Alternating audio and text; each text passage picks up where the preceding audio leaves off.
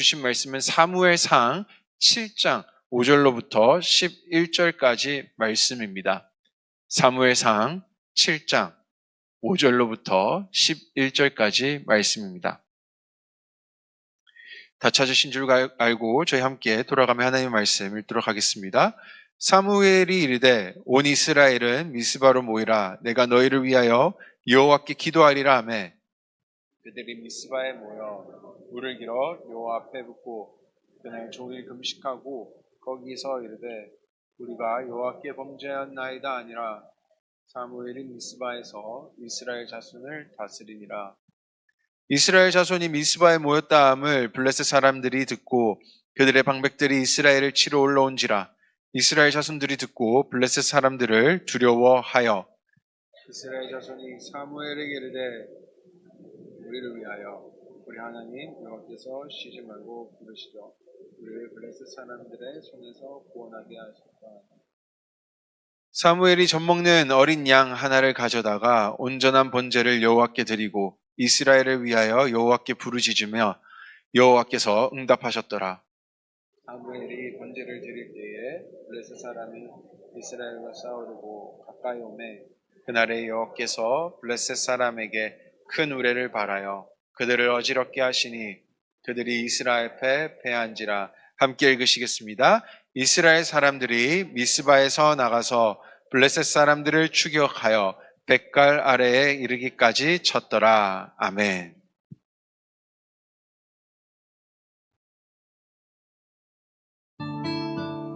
소중한 모든 이들에게 끊임없이 복음의 씨앗을 뿌리고 또 뿌리는 아주 특별한 바보가 되세요.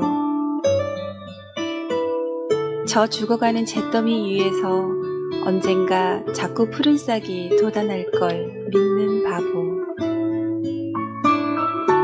성령님이 이끄시는 대로 씨앗을 뿌리세요. 그리스도인은 비로소 진정한 기쁨을 맛볼 수 있기 때문입니다.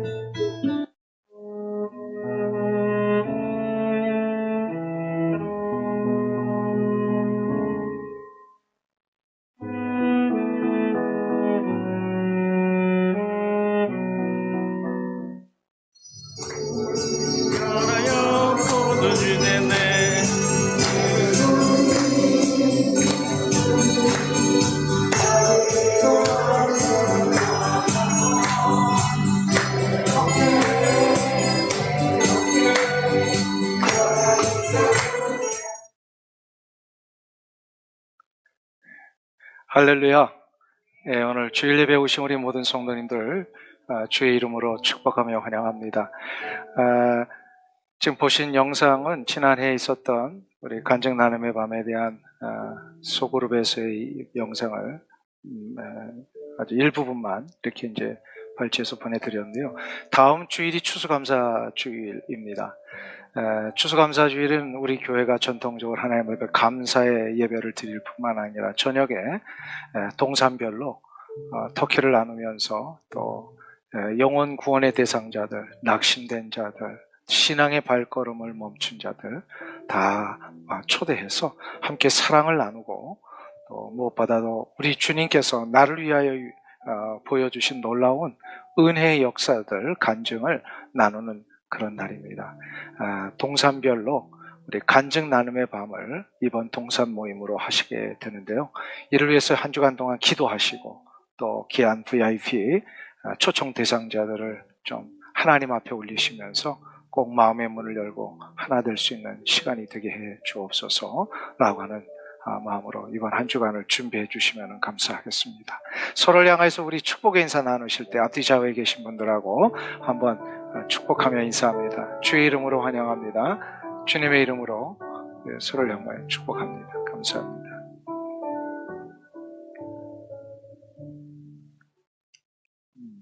오늘 할렐루야 찬양대 귀한 찬양 감사합니다. 매주 지금 찬양제를 위해서 수고를 많이 하고 계시는데 우리 기도를 많이 해주세요. 또 우리 12월 둘째 주 주일 저녁에 우리 찬양제로 하나님 앞에 모여서 또 함께 영광을 올리는 시간이 있습니다. 우리 아름다운 찬양 이번에는 핸델의 메시아의 오라토리오 중에서 몇 곡을 이렇게 선정해가지고 하나님 앞에 올리는 시간을 갖는다고 합니다. 그것도 영어로 한답니다. 이거 대단한 일이에요. 예, 한국말로도 찬양하기 힘든데 영어로 하신다니까 아마 그 원어의 의미를 살리기 위해서 그런 것 줄 압니다. 우리 함께 기도하며 또 동참해 주시기를 간절히 부탁을 드립니다. 기독교 근세 역사에 있어서 많은 학자들이 공통적으로 이야기하는 것 중에 하나가 종교개혁 이후에 모든 기독교의 중심이 이 미국 땅을 중심으로 해서 영국에서 시작돼서 미국으로까지 이어지는 이 놀라운 붕의 역사가 있었는데, 특별히 이 미국은 청교도에 의하여서 이 나라가 시작된 이후에 서부 개척 시대가 열리게 됩니다. 근데 그 서부 개척 시대가 많은 이들에게는 부요함과 화려함을 줬지만 영적으로는 조금 피폐함을 주게 됩니다. 이것 때문에 심령이 피폐해져 겉으로는 화려해졌는데 내적으로는 어려워진 이 상황을 일찍이 인식했던 하나님의 종들이 있었습니다. 이거를 일찍이 보았던 그 대표적인 목사님이 조나단 에드워드 목사님입니다. 조나단 에드워드 목사님에 의하여서 그래서 18세기 후반에 영적 대각성 운동이 시작이 돼요. 그리고 이 영적 대각성 운동은 19세기에 와서 또다시 두 번째 영적 대각성 운동이 찰스 핀이라고 하는 목사님에 의해서 시작이 됩니다. 이 이후에 미주를 중심으로 놀라운 영적 각성 운동이 계속해서 이 근세까지 이어지게 되는데, 20세기 초에 이 부흥 운동이 영적 대각성이 웨일즈, 영국의 웨일즈의 부흥 운동을 일으켰고, 이것이 태평양을 건너서 놀라운 평양 대부흥 운동까지 이어지게 됩니다. 많이 들어보셨죠? 웨일즈의 부흥 운동, 평양 대부흥 운동. 그리고 나서 약 한 50년 정도 지났을 때에 거의 이렇게 주기적으로 50년마다 희년이 시작이 될 때 일어났는데요. 그래서 한 49년인가요? 6년에 빌리그리암 목사님에 의해서 이 미국 땅에 또다시 영적 대각성 운동이 시작이 되고, 이것은 영국으로 또 옮겨져서 마틴 로이드 존슨 목사님 같은 분들에 의하여서 피폐된 심령에 하나님의 절대적인 은혜가 선포되고 말씀의 회복을 시작해 하는 이런 일련의 쭉 역사적인 일들이 있습니다. 제가 이거를 조금 서두에 길게 설명한 이유는 이런 근대 기독교 역사에 나타났던 영적 대각성 운동에는 한 가지 공통점이 있더라는 거예요. 반드시 이 일이 일어나기 전에 그 시대적인 상황에 공통점이 있었는데, 그 시대가 어려워졌고 삶의 환경이 피폐해졌고 사람들의 마음은 굉장히 메말라지게 되었더라는 거예요. 그래서 이런 어떤 마음의 심령의 어려움은 어떤 학자는 이렇게 표현합니다. 마른 사막의 모래처럼 모두가 다 부서져 흩날리는 그런 마음의 상태였다. 그래서 이럴수록 하나님의 거룩한 뜻을 따라 살던 종들에 의하여서 영적 대각성이 일어났습니다. 그래서 하나님의 절대적인 간섭과 회복을 갈망하기를 시작을 했어요. 이러한 일들을 우리가 되돌아보고 깨달아야 되는 이유 중에 하나는, 그러면 이 시대는 어떠한가를 우리가 알기 위해서입니다. 이미 우리가 다 알겠듯이 세계 초강대국으로 우뚝 서 있는 미국, 군사와 경제와 모든 면에 있어서 어느 누구보다도 앞서서 우뚝 서 있는 이 미국의 상태 속에 과연 이 안에 살고 있는 사람들의 마음의 상태는 어떠한가입니다. 강력한 힘의 나라로 우뚝 선 이 미국의 상황만큼이나 사람들의 마음도 이렇게 강한가요? 실제로 많은 이들이 그렇지 않다라고 분석을 합니다. 겉으로 드러난 환경과 여건들은 이전에 비하면 훨씬 더 세련되어졌고 화려해졌지만, 많은 이 땅에 살고 있는 사람들의 내면은 황폐한 사막 가운데 흩날리는 모래처럼 점점 메말라가고 있더라는 거예요. 그 증거가 하나님의 말씀의 원칙을 자꾸 무너뜨리고 있잖아요. 하나님이 정해주신 창조의 질서를 함부로 버리고 인간이 원하는 대로, 인간이 좋아하는 대로 이 모든 원리들을 세워가고 있는 이 시대적인 현장, 이것은 절대적으로 심령의 피폐함으로 나타나게 되어 있습니다. 우리 시대 역시 그래서 조나단 에드워드 목사님이나 찰스 피니 목사님이나 빌리 그레함 목사님들에 의해서 시작된 이 영적 대각성이 이 시대에도 필요하게 되었다라는 사실입니다. 이때마다 우리는 한 가지를 확신하고 가야 합니다. 모든 인간의 역사와 그 개개인의 인생의 길은 전능하신 하나님의 손에 달려 있다라는 사실입니다. 미국의 앞날도 하나님의 전능하신 손에 달려 있습니다. 믿으세요? 이 미국 안에 살고 있는 모든 개개인의 인생의 길도 하나님의 전능하신 손에 달려 있습니다.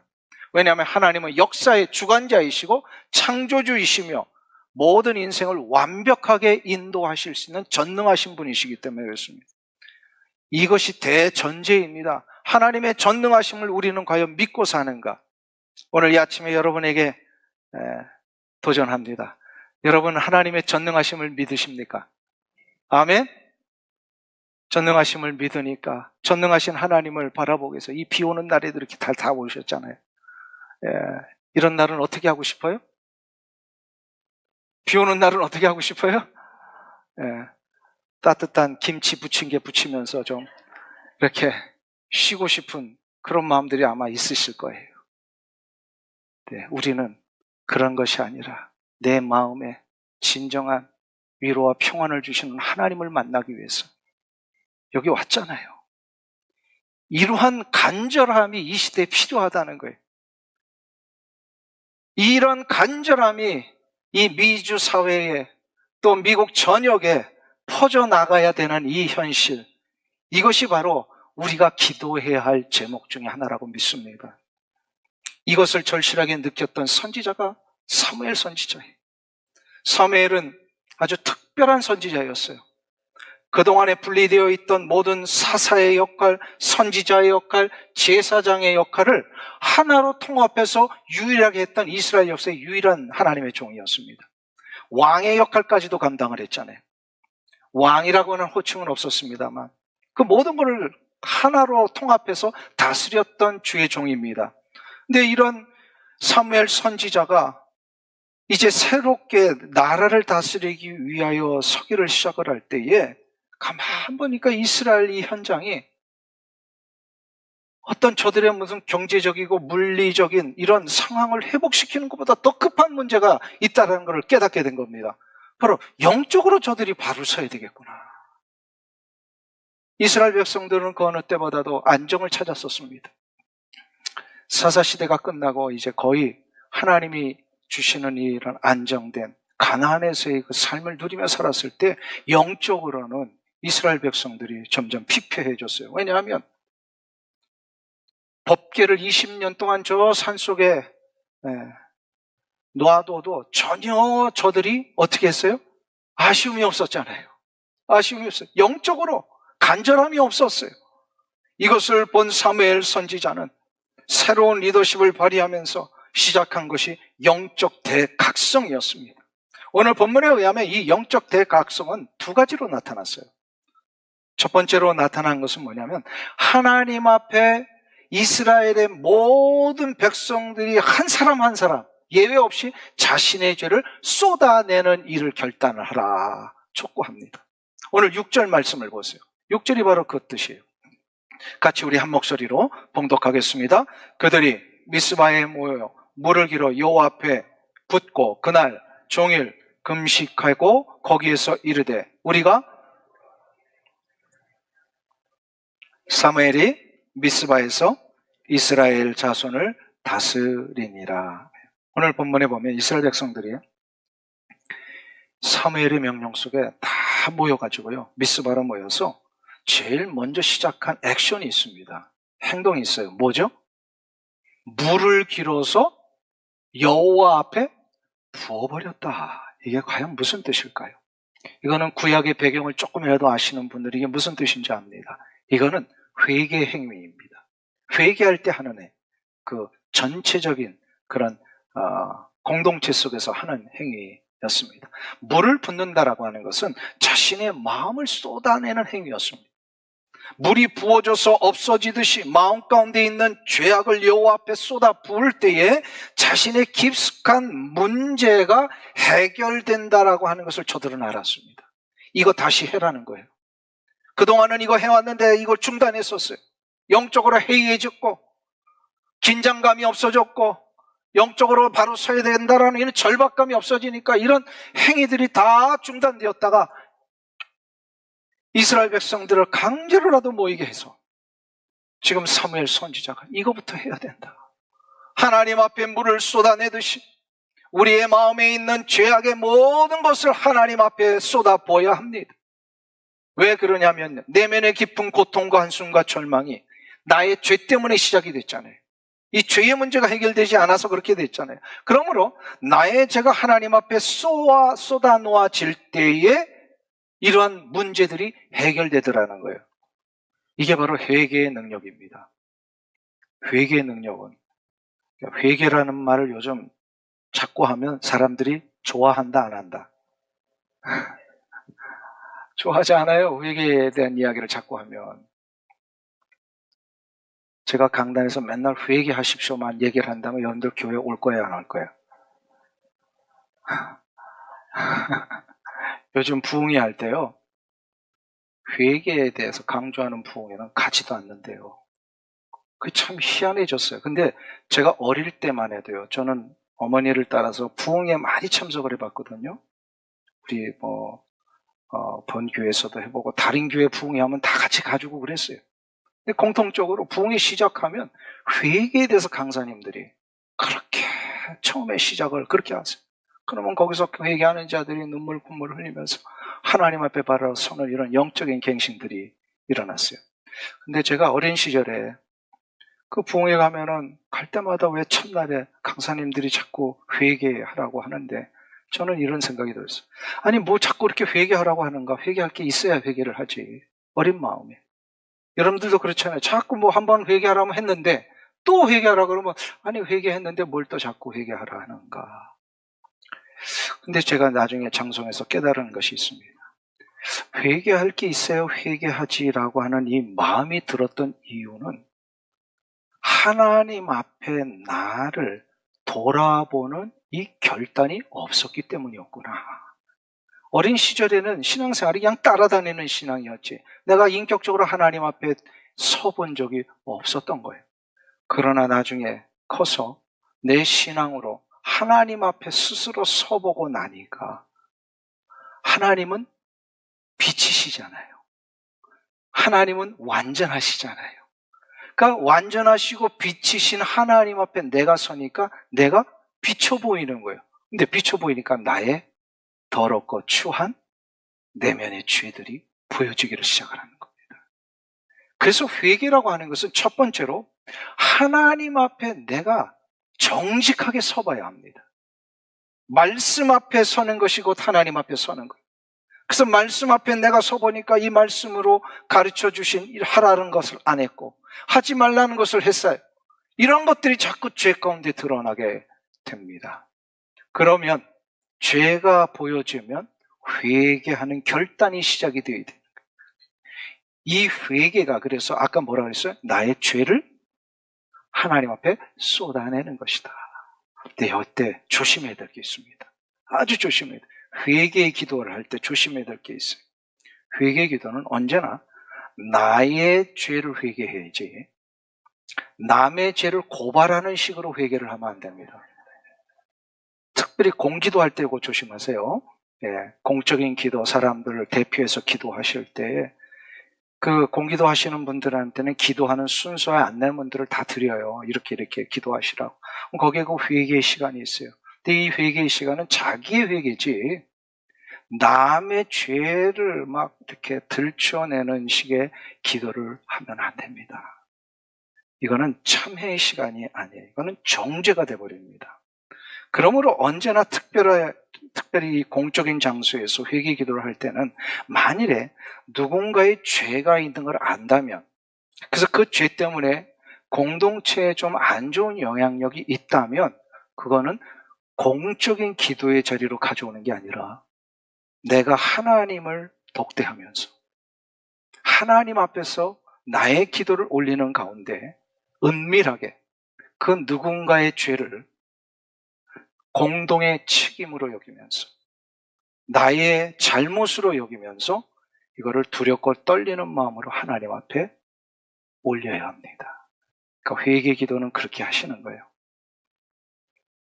그래서 우리가 기도를 할 때 언제나 모든 이들에게는 하나님의 거룩한 은혜가 임하시기를 위하여 기도를 해야지 정죄하는 기도를 해서는 안 됩니다. 이 공적인 기도할 때 이거 조심하세요.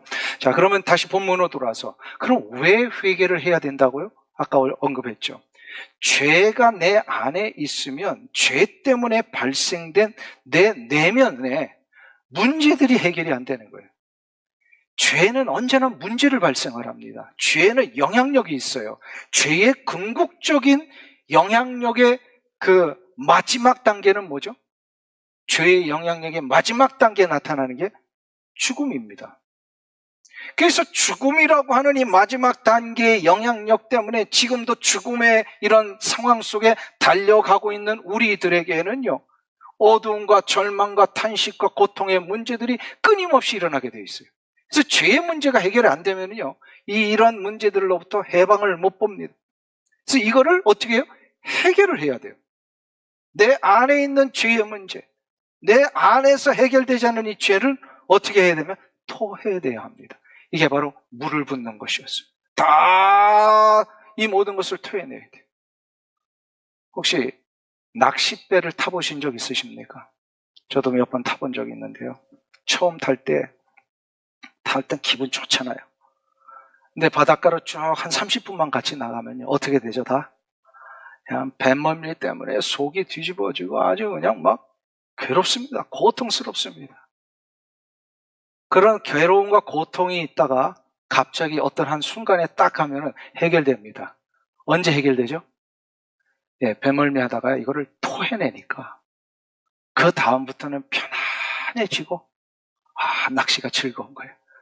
배멀미 할 때는 낚시고 뭐고 빨리 그냥 돌아갔으면 좋겠는데 이게 다 해결되니까 바다를 보는 것이 너무나도 아름다워 보이고, 정확하게 죄를 고백한다는 것이 이 원리입니다. 죄를 토해내면 내 속에 이 죄가 들어있을 때는 나를 힘들게 하고 나를 고통스럽게 합니다. 이 죄가 내 속에 있는 한 나는 자유함을 누리지를 못해요. 그 죄책감에 매여가지고 늘 그 죄의 영향력 때문에 죽음으로 가는 이 마지막 종착역이 지금 살아있는 나에게 죄의 영향력으로, 죽음의 영향력으로 우리를 지금 자꾸 붙잡습니다. 죽음은 뭐죠? 두려움입니다. 공포입니다. 해결이 안 될 것 같은 절망입니다. 이게요, 죄의 문제가 해결이 안 되니까 내 삶에서 이런 것들이 자꾸 나면 막 고통이 있고요, 이유를 알 수 없는 불안이 있고 절망이 되고 자꾸 포기하고 싶어지고 아무것도 아닌 일 가지고 괜히 열받고 그렇잖아요. 아무것도 아닌 일 가지고 괜히 흥분해가지고 그냥 막 관계가 어려워지고 죄성에 물들어서 해결이 안 되니까 나의 인격이 자꾸 오염되는 거예요. 아무것도 아닌 일 가지고 상처받고 열등감에 쌓이고. 근데 이것이 해결이 안 되면 문제가 뭐냐면요, 다른 이들에게도 이거를 피해를 주는 거죠. 말이 거칠어지고. 이러므로 우리는 죄를 쏟아내야 합니다. 토해내야 돼요. 토해내면 어떻게 된다고요? 시원하고 기분이 좋아지고 막 이렇게 분노하고 막 해결이 안 됐던 이런 상황에서 여유가 생겨지고 기쁘고 즐겁고. 자, 그럼 오늘 이 아침에 여러분에게 점검하는 시간을 드립니다. 여러분은 죄를 토해내셨습니까? 죄를 다, 그러면 그냥 우리 영적인 용어로 회개를 하고 사십니까? 아멘? 그거 진짜인지 아닌지는 확인하면 돼요. 어떻게 확인해요? 아침에 일어났을 때, 여러분들 잠자리에서 일어났을 때 이 아침이 너무 기쁘고 상쾌하고 즐거우십니까? 아니면은 아유, 오늘도 이렇게 그냥 마지못해서 죽지 못해서 이 하루를 또 사는구나, 그러면서 일어나십니까? 어떠세요? 어떠세요? 상쾌하게 기쁘게. 만일에 아침에 일어나는데 오늘도 이렇게 힘든 생활 또 해야 되는가, 이렇다면요, 전날을 잘 못해서 그래요. 주무시기 전에 어떻게 해야 되는데, 하루의 삶 속에 내가 하나님 앞에 알게 모르게 지은 죄가 있다면 잠자리에 들면서 침대에서라도 하나님 내가 이런 죄를 저질렀습니다. 나를 용서해 주세요. 이게 바로 토해내는 거예요. 이걸 하면 어떻게 돼요? 비워지잖아요. 비워진 곳에 우리 주 예수 그리스도의 생명의 역사가 채워집니다. 채워지면 어떻게 돼요? 좋아지는 거예요. 기뻐지는 거예요. 누군가 저 사람 만날 때마다 내가 기분이 나쁘다. 이건 뭐가 해결이 안 된 거예요? 저 사람의 문제예요? 나의 문제예요? 진짜로요? 그 사람 만나면 기분이 나빠. 저 사람만 보면 자꾸 피하고 싶어. 이거 누구의 문제예요? 나의 문제예요? 그 사람의 문제예요? 대답 안 하시는 분들 빨리 얘기하세요. 만일에 이게 진짜 누구의 문제인지 나의 문제라면 어떻게 하라는 거예요? 내 안에 해결되지 않은 것을 토해내면 돼요. 토해내요. 그 사람 만나기 싫어. 저 사람하고는 내가 정말 상종을 안 할 거야. 하던 그 사람을 향하여서 하나님 내가 이런 마음이 있었습니다. 나를 용서해 주세요. 이거를 토해내는 거예요. 토해내면 어떻게 돼요? 그분이 그렇게 이뻐 보이고 사랑스러워 보이고 그냥 뭐 아무런 이유도 없이 그냥 감정이 상했다가도 어떻게 되는 거예요? 하나가 될 수 있고. 이게 바로 회개의 능력입니다. 그런데 이 회개를 반드시 어디다가 해야 되는지 아세요? 이 회개를 할 때 물론 기도를 하나님 앞에 하지만 구체적으로 이 회개의 능력이 나에게 어떻게 임하기를 원하면서 기도를 해야 되는지 아세요? 바로 회개는 예수 그리스도의 십자가 앞에서 해야 합니다. 하나님이 예수님을 이 땅에 보내주신 이유가 이것 때문입니다. 우리의 이 근원적인 죄, 원죄, 아담 이후의 인간의 삶에서 해결되지 않은 이 죄의 문제를 해결하시기 위하여서 예수 그리스도를 이 땅에 보내셨어요. 그렇죠? 그래서 십자가에 달려 돌아가심으로 인하여서 예수님의 십자가의 보혈을 믿는 자마다 다 그 죄로부터 구원함을 받습니다. 그래서 그 근원적인 인생이 죽음의 절망으로 가던 인생에서 영원한 생명의 나라로 가는 인생으로 바뀌었잖아요. 믿으십니까? 그런데 예수 믿고 나서 저 영원한 생명의 나라로 들어가기 전까지 죄를 또 져요, 안 져요? 짓잖아요. 안 짓는 척 하지 마시고 다 져요. 다 짓는단 말이에요. 그럴 때 이 죄는 또 어떻게 해결합니까? 이건 역시도 예수 그리스도의 십자가의 보혈 앞에 이 죄를 또 토해내는 거예요. 그럼 하나님은 미쁘시고 의로우사 우리의 죄를 사하신다 약속을 하셨습니다. 그러므로 예수 그리스도의 십자가의 보혈을 의지하며 죄를 하나님 앞에 토해내는 자마다 나음을 얻습니다. 치료가 시작이 됩니다. 이사야 53장에 그 유명한 말씀 있잖아요. 그가 찔림은 우리의 허물 때문이요 그가 상함은 우리의 죄악 때문이라. 그가 징계를 받음으로 우리가 평화를 누리고 그가 채찍에 맞음으로 나음을 입었도다. 예수 그리스도 앞에 죄를 토해내는 자마다 죄의 뱃멀미 때문에 얼굴이 노래지고 고통스러웠던 자들, 그런 자들이 어떻게 돼요? 토해내니까 자유함을 얻게 되고 평화를 얻게 되고, 그 육체적으로 뒤틀리고 고통 가운데 있는 자들이요, 이거를 토해내니까 어떻게 된다는 거예요? 나음을 입었도다. 육체의 문제까지도 해결된다는 거예요. 육체의 문제. 그리고 더 중요한 게 있습니다. 죄를 쏟아 붓게 되면 나를 사로잡았던 사탄의 세력이 물러가게 되어 있습니다. 이게 놀라운 영적인 축복이에요. 그동안에는 죄 때문에 사탄이 우리를 장난치고 가둬놨어요. 그러나 이 죄의 문제를 해결하고 나면 어떻게 된다고요? 사단이 전혀 우리와 연결점을 찾지 못합니다. 오직 하나님과만 연결됩니다. 그래서 하나님이 부어주시는 놀라운 생명의 역사를 누리며 설계 되어 있어요. 할렐루야. 이 좋은 거 할 거예요, 안 할 거예요? 그러니까 매 순간마다, 매일 저녁마다 어떤 상황 앞에 우리가 회개를 먼저 하는 것이 굉장히 중요합니다. 우리 교회가 예배들을 드릴 때 처음 시작에 이제 찬송 부르면서 보혈을 지나 이 찬양 부르잖아요. 그 보혈의 찬양 끝나고 나서 뭘 하게 해요? 우리의 죄를 자복하는 시간을 먼저 갖고 나가자고 얘기를 합니다. 이게 그냥 하나의 형식으로 하는 게 아니에요. 보기 좋으라고 하는 게 아니에요.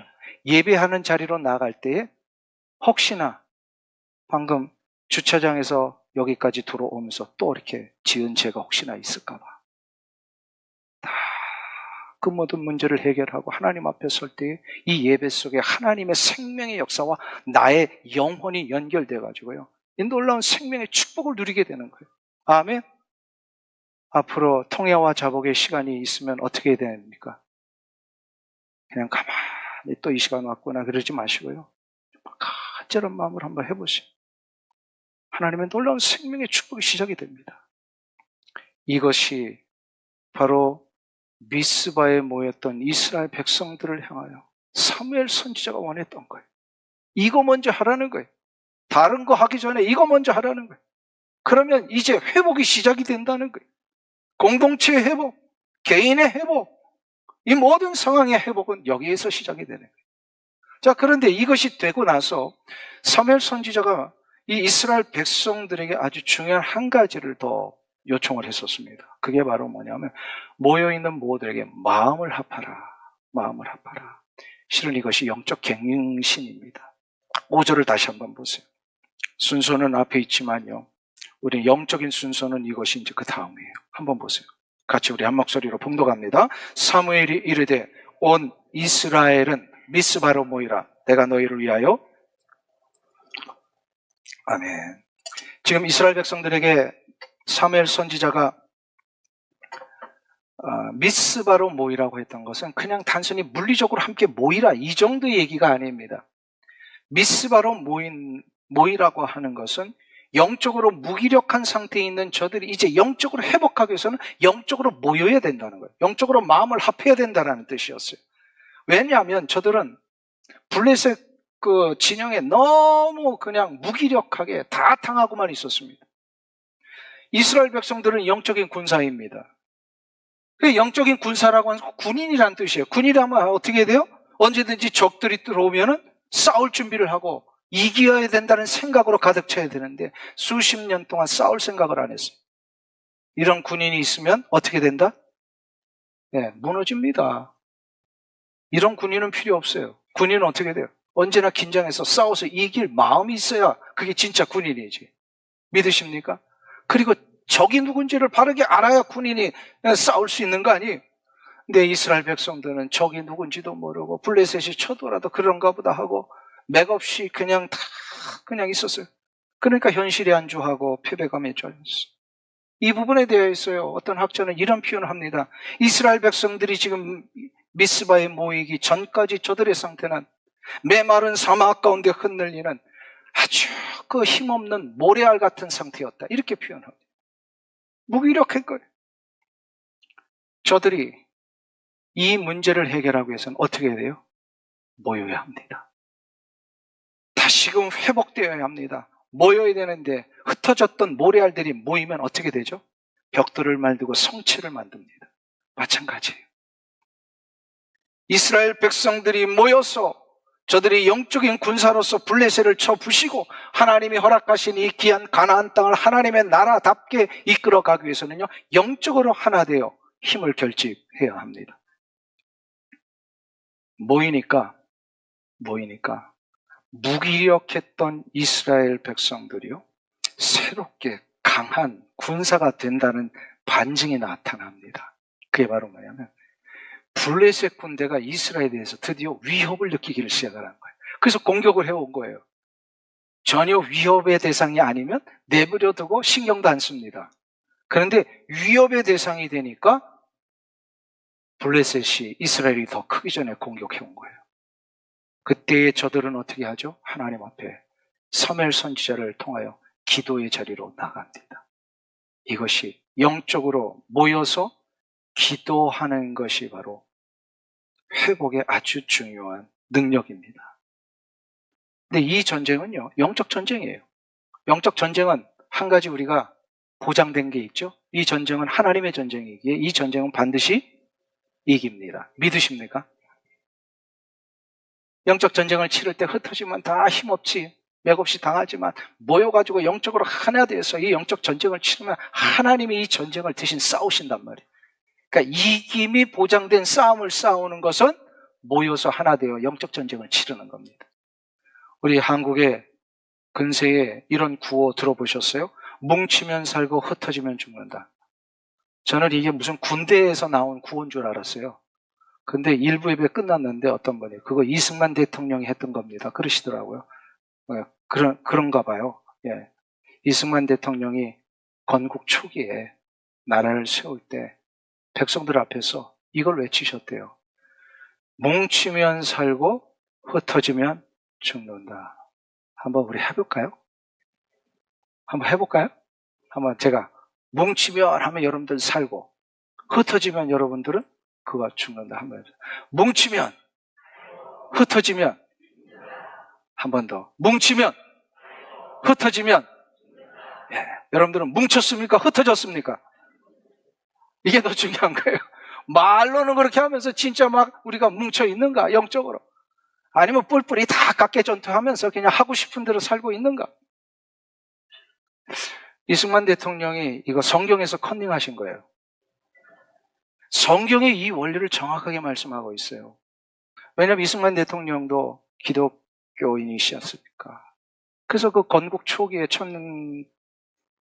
1948년도에 재헌국회 시작하면서 국회 첫 그 일을 시작할 때에 목사님이었던 이윤영 부의장에게 기도하라고 그러잖아요. 기도로 시작된 나라가 우리나라입니다. 재헌국회가 기도로 시작된 국회예요. 아마 그런 어떤 놀라운 신앙의 전통 속에 하나님이 주신 이 영적인 승리의 원리. 뭉치면 살고 흩어지면 뭉치면 흩어지면 앞으로 이거 계속 외쳐야 될 것 같아요. 히브리서 10장 25절에 이 말씀을 우리에게 이미 주셨댔어요. 초대교회. 히브리서 10장 25절을 같이 한 목소리로 봉독합니다. 모이기를 패하는 어떤 사람들의 습관과 같이 하지 말고 오직 권하여 그날이 가까움을 볼수록 더욱 그리하자. 할렐루야. 영적 전쟁은 뭉쳐서 싸워야 이길 수 있다는 것을 히브리 기자가 초대교회 성도들에게 가르쳐 준 거예요. 모이기를 표하는 어떤 사람들의 습관, 이거는 세상 사람들이 그렇게 하는 거예요. 그냥 자기 다 좋은 대로, 자기 하고 싶은 대로, 자기 주장하면서. 그러니까 다 뿔뿔이 흩어지잖아요. 그러니까 모이려고 하질 않아요. 그러나 그런 사람들의 습관을 따라가지 말고 오직 서로 권하여 그날이 가까움을 볼수록, 그날이 무슨 날이에요? 우리 주님이 다시금 이 땅에 오시는 그 재림의 날까지 이 땅에 존재하는 모든 신약의 성도들, 교회들은, 속해 있는 모든 교회 성도들, 권속들은요, 더욱 그리하자. 더욱 뭐 하자는 거예요? 네. 뭉치면, 흩어지면 이거 하자는 거예요. 주님 오시는 그 날까지 영적으로 하나 되어서 달려가자는 거예요. 사무엘 선지자가 지금 이스라엘 백성들이 이게 필요하다는 걸 알고 있었어요. 그래서 미스바로 모이라. 모이면서 뭐부터 했어요? 회개했어요. 그리고 저들은 회개하고 나서 기도했어요. 이스라엘 백성들은 함께 모였고, 함께 기도했고, 함께 회개했고, 함께 하나님 앞에 나아갔습니다. 이게 바로 영적 각성이에요. 이게 회복의 시작이에요. 이게 바로 영적 공동체는 교회 안에 일어나야 할 아주 중요한 원리라고 믿습니다. 아멘. 자꾸 누가 이렇게 뿔뿔이 각계 전투하려고 하는 사람 보면은 뭘 외치라고요? 살고 흩어지면. 다시 한번 뭉치면 살고 흩어지면 죽는. 자꾸 나한테도 외치고 다른 이들한테도 권하여서 모이기를 펴는 어떤 사람들의 습관과 같이 하지 말고 그날이 가까움을 볼수록 더 우리는 어떻게 영적으로 하나 되어 모여야 돼요. 믿으십니까? 개인의 부흥은 내 마음을 하나님 앞에 모을 때 일어납니다. 가정의 회복은요, 가족들이 마음을 함께 모일 때 하나님 앞에서 그 회복이 일어나는 거예요. 교회의 회복은 교회 성도들이 함께 하나님 앞에 마음을 모을 때 일어납니다. 그래서 함께 모이는 게 중요해요. 이거를 예수님도 말씀하셨어요. 마태복음 18장 20절에서 그 유명한 말씀을 이렇게 합니다. 마태복음 18장 20절 말씀 같이 읽습니다. 두세 사람이 내 이름으로 모인 곳에는 나도 그들 중에 있느니라. 할렐루야. 두세 사람, 두 명만 모여도, 근데 반드시 전제가 있어요. 뭐로 모여야 돼요? 예수님의 이름으로 모여야 돼요. 맨날 갯놀이로 모이지 말고 그냥 맨날 놀러 가는 모임만 하지 말고요. 예수 그리스도의 이름으로 모여 두 사람 이상만 되면 그곳에 주님이 함께 하신다 그랬어요. 예수 그리스도의 이름으로 모이는 게 어떤 모임이에요? 우리 교회 안에는 동산 모임, 선교회 모임, 여러 가지 많은 모임들이 있어요. 성경 공부 모임도 있고요. 이러한 모임 속에 우리가 두 사람 이상만 모이면 그곳에 누가 함께 하신다고요? 예수님이 함께 하십니다. 근데 예수님이 함께 하시면 어떤 일이 일어날까요? 생명의 능력이 그 현장에서 시작이 됩니다. 예수 그리스도의 이름으로 가정이 한번 모여보세요. 그곳에 생명의 역사가 일어나요. 왜요? 예수님은 생명이시니까. 예수님은 생명이시기 때문에 예수님의 이름으로 가정이 모이고 예수님의 이름으로 우리가 일터가 모이고 예수님의 이름으로 동산 모임이 일어나고, 동산 모임 할 때 그래서 반드시 세상 얘기, 정치 얘기 이런 거 갖고 자꾸 이렇게 얘기하시면 안 돼요. 그냥 밥 먹고 나서는 또 할 얘기 없으니까 요즘 정치가 어떠니 뭐 이러면서 트럼프가 어떠니 뭐 이러면서 이런 얘기 자꾸 하지 말고 내가 받은 은혜를 자꾸 나눠야 돼. 내가 받은 은혜를 자꾸 나눠야 돼.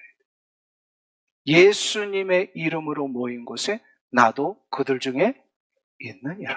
믿으십니까? 야고보 사도가 이 원리를 초대교회 성도들에게 이렇게 권면했습니다. 야고보서 5장 14절부터 16절을 우리 다 같이 나에게 주시는 말씀으로, 우리 동산과 우리 교회에 주시는 말씀으로 받으면서 이 말씀 봉독합니다. 너희 중에 병든 자가 있느냐? 그는 교회의 장로들을 청하여 것이요 그들은 주의 이름으로 기름을 바르며 그를 위하여 기도할지니라. 믿음의 기도는 병든 자를 구원하리니 주께서 그를 일으키시리라. 혹시 죄를 범하였을지라도 사하심을 받으리라. 그러므로 너희 죄를 서로 고백하며 병이 낫기를 위하여 서로 기도하라. 의인의 간구는 역사하는 힘이 큽니다. 할렐루야. 초대교회 안에 이 능력이 시작되기를 원했습니다. 마음을 합할 때 주님 함께 하시고, 주님이 함께 하시면 무슨 역사가 일어난다고요? 생명의 역사가 일어나. 그러니까 너희 중에 병든 자가 있느냐? 그러면 누구를 청하라 그랬어요? 14절 다시 한번 보세요. 야고보서 5장 14절. 장로들을 청할 것이요. 혼자 이 문제 가지고 끙끙대지 말고 어떻게 하라는 거예요? 장로들을 청하여. 우리 장로님들 누군가가 기도의 자리로 청하실 때 사용하지 마시고 가셔야 됩니다. 그리고 여러분들도 어떤 문제가 있을 때 장로님들을 초대하셔서 같이 기도해달라고. 이게 아주 중요한 장로의 역할 중에 하나잖아요. 기도할 때 너희 중에 병든 자, 자꾸 내리지 마시고 올려주세요. 병든 자가 있느냐? 그는 교회의 장로들을 청할 것이요 그들은 주의 이름으로 기름을 받으며 그를 위하여 어떻게 하라고요? 기도할지니라. 혼자 기도하는 게 아니라 같이 기도할 때 이 역사가 일어난다요. 그런데 15절에 보면 뭐라고 돼요? 이렇게 믿음으로 기도할 때 무슨 역사가 일어나요? 병든 자를 구원하시리. 그래서 병든 자라면 육체병을 얘기를 합니다. 실제로 이렇게 기도할 때 치유의 역사가 일어나요. 그러니까 아프신 분들이 있다면요, 같이 기도하시고 기도의 제목들을 나누시고 병든 자를 구원하시리니 주께서 그를 일으키시리라. 혹시 죄를 범하였을지라도 서로 죄를 고하면 어떻게 한다고요? 사하심을 받으리라. 병 낫기를 위해 서로 기도하라. 이렇게 말씀을 하십니다. 함께 모여 믿음으로 간구할 때 병든 자를 구원하시는 역사가 있습니다. 사랑하는 성도님 여러분, 이 황량한 시대에 황량한 이 땅 위에 우리가 생명의 역사를 이룰 수 있는 유일한 방법은 함께 모여 기도하는 겁니다. 모여 기도하고 이 생명의 역사가 이곳에 일어나기를 원합니다. 이것을 위하여 우리가 11월 23일 추수감사 주일에 동산별 전도잔치, 간증 나눔의 밤을 하자는 겁니다. 내가 만난 예수님이 이러한 분이셨습니다. 이것을 위하여 함께 마음을 모아주시기를 주의 이름으로 축원합니다. 그래서 마음을 모아야 돼요. 우리 동산별 간증 나눔의 밤 하실 때 동산장이 알아서 하시겠지 뭐 그러지 말고 동산장님 뭐가 필요합니까? 내가 같이 좀 동참하겠습니다. 동산원들이 이렇게 좀 힘을 실어주시고, 그리고 누군가 초대하고 싶은데 안 돼서 애쓰는 분이 있다면 같이 기도하겠습니다. 내가 그분의 초대를 위하여 같이 기도하겠습니다. 이렇게 함께 힘을 모을 때에 그 현장 속에 놀라운 생명의 역사가 일어납니다. 하나님은 이러한 생명의 역사를 위하여 마음을 쏟는 자, 합하는 자를 하나님의 그 놀라운 은총 속에 붙들고 가십니다. 사랑하는 성도님 여러분, 우리 시대에, 이 땅에, 내 가정에, 나의 일터에, 우리 교회 안에 하나님이 이루시고자 하는 이 놀라운 생명 회복의 역사에 여러분들 모두가 다 쓰임 받으시는 은혜가 있길 주의 이름으로 축원합니다. 기도하겠습니다. 너희 중에 병든 자가 있느냐? 그는 교회 장로들을 청할 것이요, 그들은 주의 이름으로 기름을 바르며 그를 위하여 기도할지니라. 믿음의 기도는 병든 자를 구원하리니 주께서 그를 일으키시리라. 하나님, 이 약속의 말씀을 믿습니다. 하나님, 우리가 마음을 합하여 서로를 위하여 기도해주고 간구할 때에 병든 자를 일으키시고 하나님의 놀라운 역사를 우리 가운데 허락해 주실 줄로 믿습니다. 거칠고 황량한 이 시대 앞에 진정한 생명의 능력이 우리 그리스도인들의 모습 속에 다 전파되어 세상을 일으키고 세상을 밝히며 하나님의 나라의 확장을 위하여 우리가 달려갈 수 있도록 축복해 주시옵소서. 특별히 11월 23일 추수감사주일 저녁에 간증 나눔의 밤을 통하여 우리가 초청 대상자들을 하나님 앞에 올려드립니다. 한 분 한 분을 축복해 주시옵시고 저들의 마음의 문이 열려지게 하시며 내가 만난 예수님의 놀라운 생명의 능력을 저들도 다 소유할 수 있도록 은혜 내려 주시옵소서. 예수님의 이름으로 기도하옵나이다. 아멘.